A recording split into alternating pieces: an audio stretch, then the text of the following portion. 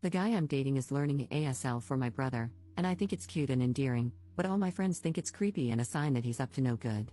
Posted by you/throw_ra_tall giraffe. I, 21F, met John, 22M, in a college class last semester. He's an overall great guy, very respectful and kind. He also has a great sense of humor, and we share many similar interests. We've been friends since then, and we started dating in July. He's the first person I've ever dated in my life. Last September, he met my family when I visited home for my brother's birthday. My brother, Trev, 19M, has been deaf since birth, so my whole family communicates with him through sign language, Trev's lip reading, though we sign reflexively, or text. During our small celebration at home, it was clear my parents liked John. He was charming, funny, and respectful. He even tried to connect with Trev by typing some of his jokes for Trev to read, although Trev can lip read. Whenever John told a story, either I or my parents signed for Trev. My parents said they're happy I found such a sweet and caring guy in John. Naturally, I was glad to hear this. Before we went back, John and Trev had a quick Call of Duty gaming session. For someone with Trev's condition, he's a really talkative guy. He's very expressive and loves to communicate, especially when gaming. Of course, he couldn't outright trash talk, but he does the closest thing with his hands. So there we were in Trev's room, with John and Trev playing while I translated for them. I was laughing way too hard because Trev was trying his best to trash talk John, saying he was weak and throwing out all these expletives, while I tried my best to tone it down for John. Meanwhile, I was also translating John's instructions and strategies for Trev. Since this was John's first time meeting my family, he was saying things like "good job," and "we can do better next time," though I know deep down he probably wanted to trash talk Trev back. The two of them got along well and have had some online gaming sessions since then. 2 weeks ago, John visited home with me again for my mom's birthday. He surprised everyone, including me, by communicating with Trev in ASL. John was still at the alphabet, basic words, and some rehearsed phrases, but we were all delighted that he had made the effort. Trev's face lit up, and I'd never seen him happier having a new long-term friend with fewer communication barriers. Apparently, John had been watching YouTube tutorials and using other online learning platforms to learn ASL.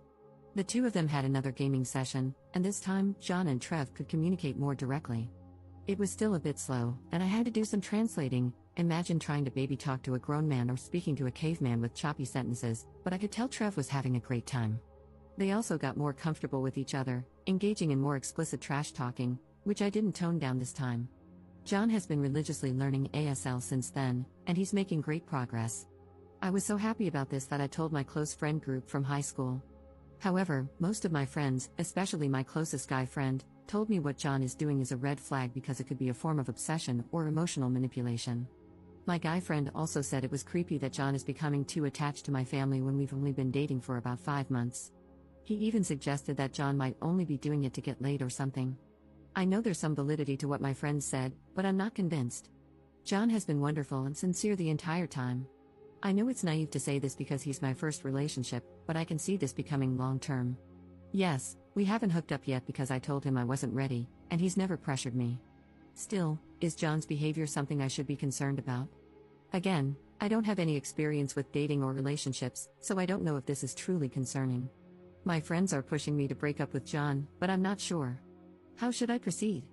Update 1 month later. Sorry, this is going to be a long one. This will be an update to my original post, but I'll also try to address some of the frequently asked questions. First off, I want to thank everyone who shared their insights on my original post. As I mentioned, I'm very new to relationships, so reading perspectives outside of my inner circle was very eye-opening. To begin, many Redditors said that my high school friends are conniving, untrustworthy, and ableist people who never bothered to learn ASL despite knowing me for a long time. I take accountability for this. I'm not saying they're blameless, but it's not entirely their fault. For some context, our family moved to the area during my senior year of high school because of my dad's job. The friend group, 2 guys and 2 girls before I joined, was already tight-knit when I came in. They took me in after we were grouped together for a school project, and they've been with me ever since. We've been friends for about 4 years now. They're not exactly saints, but they helped me survive my senior year in one piece. They're fun to hang out with, and they provided the support I needed when I was struggling. Also, during that time, my brother was having an especially hard time adjusting because of his disability, so my friends never really saw much of Trev. To be clear, I was never ashamed of Trev. It's just that whenever my friends came over, he either locked himself in his room or was in a different area with his tutor and never really interacted with us. Whenever he did come out, he was really shy and awkward, so my friends mostly just got glimpses of him. By the time Trev became more comfortable in our area and found his own circle, my friends and I had already graduated from high school and didn't hang out regularly anymore. They're friendly and polite with Trev, but, then again, they never interacted enough for them to feel the need to learn ASL for him. So, on to what happened. Last week, my friend group had our year-end party, and I decided to bring John along to meet the rest of my friends. My other friend in the group also brought his girlfriend, so this wasn't really weird. Others have done so in the past as well. I mentioned in the comments that John had only met my closest guy friend, I'll call him Mike, 21M, so I wanted the rest of them to form their own opinions of John after meeting him. Initially, there was some tension and awkwardness from my friend group toward John. They were a bit cold and threw some harsh remarks at him. Eventually, though, they all warmed up to him and were pleasantly surprised by his personality. We all got along well and even had fun playing games. However, I could still sense awkward tension from Mike toward John and the rest of the group. He made meaner jokes than usual and seemed to isolate himself from the activities. The day after the party, I had lunch with my closest girlfriend, Sophie, 21F, to clear the air because I could tell they also sensed something was off. A lot of Redditors speculated that Mike had a crush on me and was jealous of my relationship with John. Turns out, you were all 10,000% correct, but it's a lot more complicated than that. Apparently, Mike has had a crush on me since our senior year of high school. However, he was known in school as a notorious ladies' man and had a new girl with him almost every month. This behavior got exponentially worse during college. He had different hookups almost every night and even had a pregnancy scare with a girl last year. I knew about all of this because he bragged about sleeping around every time we met up. What I didn't know was that the entire time, Mike had been making up fake stories about me and him. Sophie told me that, apparently, Mike had claimed we had a pact that if we were still single at 30, we'd marry each other. He also told our friend group that we hooked up after graduation and that he took my first time then, so he's my special person, whatever that means. He further claimed we'd been secretly hooking up consistently throughout college. For context, Mike and I attend different universities about 30 minutes apart. Lastly, Mike told them that I said I was in love with him. He asked our friends not to tell me anything so I wouldn't get embarrassed or upset, as I supposedly have an image of being somewhat of a prude. Mike also told our friend group that when he met John, he thought John was a total jerk who was manipulating me and taking advantage of my innocence and naivete. He claimed John was forcing himself into my family and driving a wedge between me and my friends. Mike also said that after he had lunch with John and me, he tried to convince me to stay away from John because he wasn't a good influence on me, but John had effectively brainwashed me. This explains why my friend group was already so antagonistic toward John when I told them about him. For the record, none of what Mike said was true. There was no pact, we never hooked up, and I have never been in love with him. After that, Sophie and I asked the rest of our friend group, except Mike, to jump on a FaceTime call with us. They all shared different versions of what Mike told them. There were a lot more, but I disputed everything. We were all collectively shocked by what we learned that day. They apologized for their behavior toward me and John, and I told them I understood, given all the lies fed to them by Mike. Then, everyone agreed to kick Mike out of the friend group. Sophie suggested we could have an intervention for Mike first, but I said I didn't want anything to do with him anymore. The rest of the group agreed, so we're essentially cutting him off. Sophie said she would still talk to him just to inform him of everything that happened, but I really just wanted to distance myself from him. Now, it's been a week of being Mike-free. Sophie said that when she and another guy friend talked to Mike, he became extremely defensive, confrontational, and aggressive. He wasn't physically violent, but he called them names, attacked their characters, and made such awful statements about everyone in our friend group that I won't include here.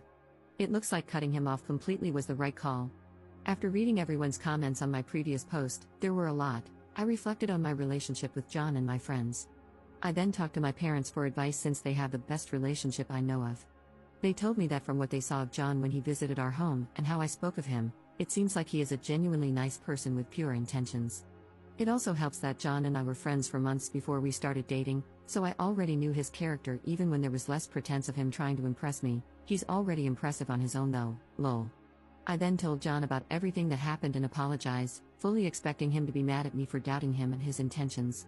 Instead, he said he understood because, of course, it was only natural for me to trust my friends and expect them to have my best interests at heart. He then asked me if there was any point in our relationship when I felt uncomfortable or uneasy around him, and I categorically said no. I told him that he's my safe space and that he has nothing to worry about. He then reassured me that his intentions with me are genuine, and he even said that he sees a future with me, which I reciprocated. Also, Jana and Trev's friendship is still going strong. Trev participated in one of John's D&D sessions with his friends, and John and I both acted as translators. We were delighted to see that most of John's friends already know the ASL alphabet. Apparently, they had even included it in the lore of their D&D campaign. Additionally, Trev has been asking John for tips on working out and getting fit lately since they have the same body type, but John is more toned. One of his brothers is a fitness instructor. I also met John's family for the first time at their annual get-together. It was super fun. There were games and contests. I wasn't prepared for it, but apparently, since their mom is a theater performer and their dad is a music producer, it's a family tradition to have a talent showcase. They gave me a pass this time, but they told me I should prepare something impressive for next year, lol. So, that's it for this update. My relationship with John is stronger than ever, and I finally know who my true friends are. If you've made it this far, thank you so much for your time. Happy New Year to us all. Commenter. I believe the proper term for kicking Mike out of your friend group is called a mic drop.